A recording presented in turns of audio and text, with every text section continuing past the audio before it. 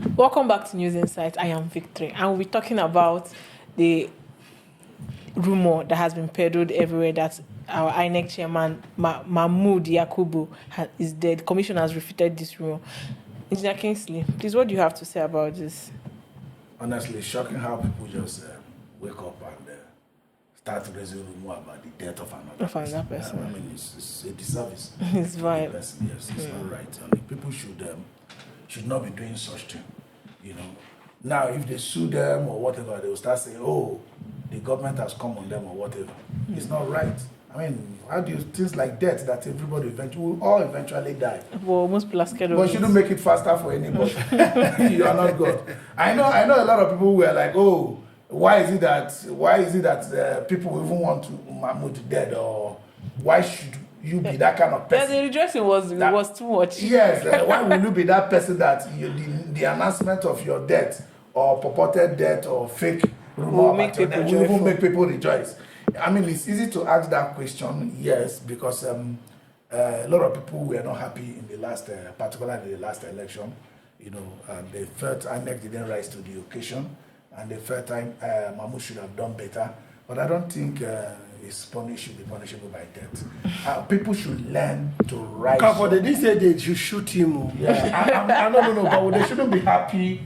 You know, let me be honest with you. You see, death should be left for God. When you think somebody didn't do something right, rise up to it. But that was not the point. They didn't kill him. They only said they're happy. But why are they happy? That the death that has been left for God, he has done it now. When they saw Mahmoud do something right, they shouldn't leave the fight for God.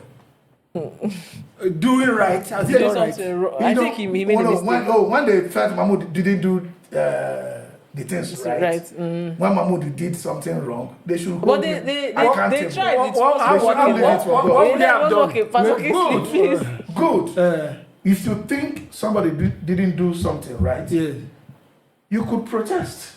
What would if that happened? Okay, before we go into that, let me ask you one question. Yes. Where were you when they said Abacha died? Where was I? Yes. I was in Nigeria. Where exactly? But Abacha truly died. I was in Nigeria State, Lagos. You were still Lagos? Yes. Were there jubilation? There were jubilations. Okay, did you jubilate? I didn't. I didn't, because I didn't think Abacha was a bad military president. As at that time? I didn't think Abacha was a bad military president.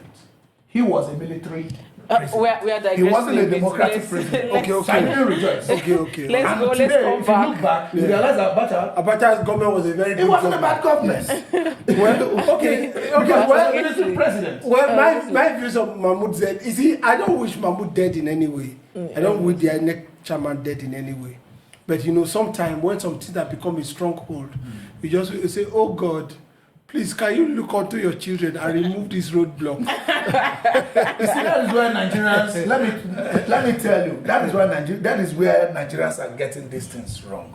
We leave our fight for God. For God, yes. You know, and we'll start doing God's own. Okay, let me also ask you another question. Yes. Were you in Nigeria, or you are not in Nigeria? You know, at least you still be hearing the news of Nigeria about the bad governance protest that was supposed to come up, or that came up in August. October. Okay, no, there was one in October. October 1st. No, that one it was not too much. The one from August 1st to August 10th. Okay. So did you see the fonts? I was in on this bridge that I have. I still have the rushes. I still have the video. Okay. Where I came out myself. Okay. Appealing to the young northern youth. Okay. And telling them to be peaceful. That they should not destroy. Okay. Anything. I was on top of this bridge. Okay, so did you see? They hailing me. I still have the video. So did you see the campaign? Yes. By I wasn't against them speaking. I would never be against protest. But even the presidents we have today, Asiwaju Bola Ahmed, is the commander-in-chief of protest. But now that is in government, did you see let me tell you something, Okafor. Yes. I've never seen a campaign employed by the government in power, right? Telling them that protest is unnecessary. He brought out traditional rulers, religious rulers, and everybody to try to make protest, right? Not to hold. I mean, I was appalled. See, PK, let me tell you, even the time Asiwaju Ahmed was leading protests, yes, the government in power was not supporting but not to this extent.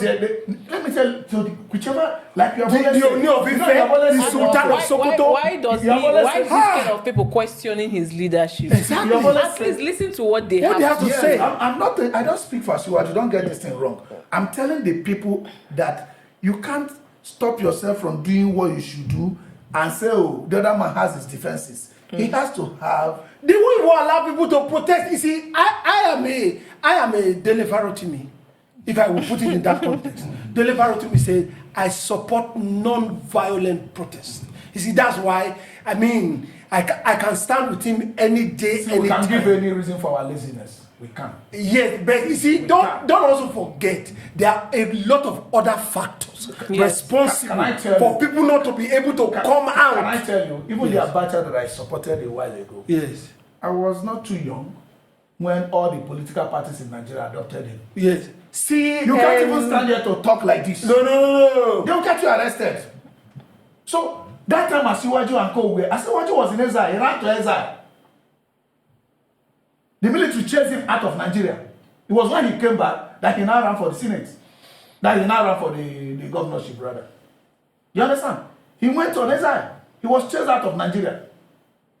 Do you understand me? But that was dictatorship. It was never the Lord prepared a table before me in the presence of my enemies. It was never. He fought, and it will not be. So why is he not allowing people to fight now? I understand that people expect that nobody will allow you to fight. But they're not even wanting to fight. They just want you to hear their voices. I think his own is become it's just that we expected that him being part of us. Yes. He would understand. Should allow us. Yes. But we know that once you change. You change position. If I change to the anchor now, right. I will be different.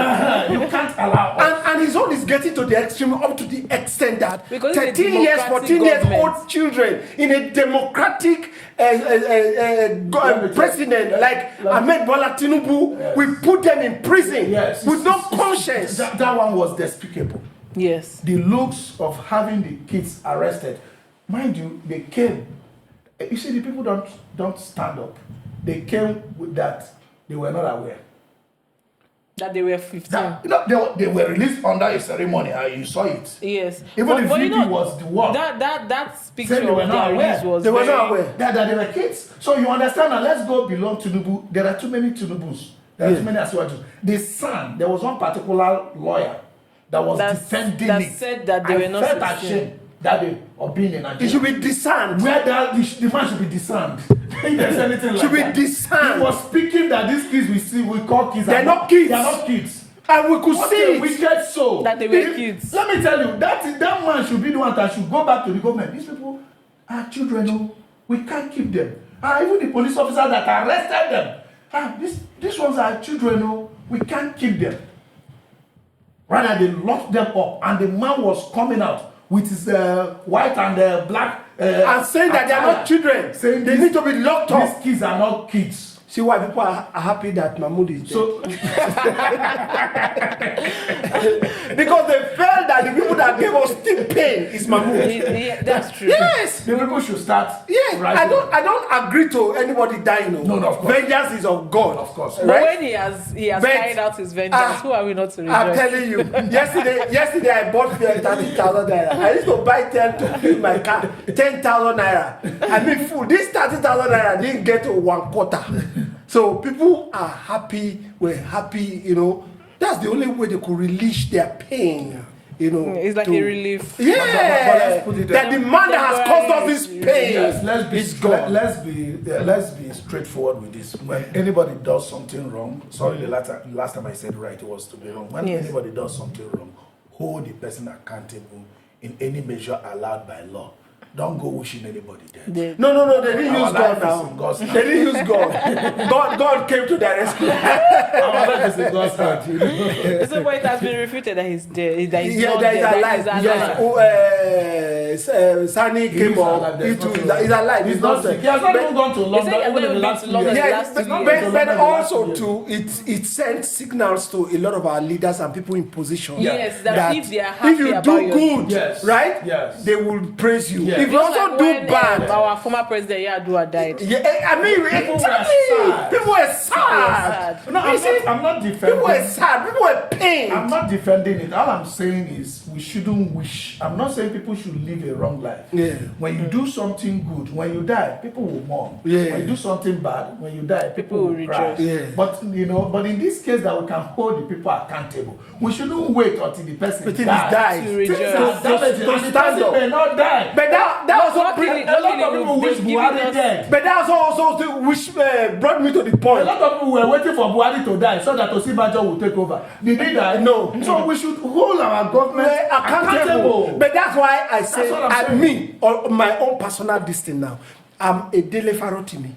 I'm Dele Farotimi. I am Dele Farotimi. And I want a lot of people to stand up. Because people are not standing enough. And I also want the voice of activists. A lot of them to stand up and stand now, let's look at it. Yes. Dele could have started waiting for people to die. Yes. But he didn't wait. He didn't wait. He decided to take steps. Take steps. Ask me what can be done. Yes. One of the things Dele did for us Yes. is what can be done. Yes. Our judiciary is under attack. Dele serious has taken one. the first step. Yes. Yes, they're asking him to come and prove it. He will come out and ask people, what if he proves it?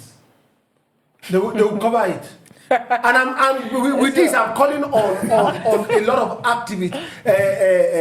Very dark man. I call on Adeyanju. I know you guys have done a lot and you are still doing a lot. But you see, this delivery matter. Yeah. We must all stand up to it. Because if not, they will silence the voice of everyone. Matter is beyond one person now. Yeah, that's what I'm saying. I'm asking to. Unfortunately, we'll have to stop here. Thank you very much for viewing. I am Victoria. I will be right back.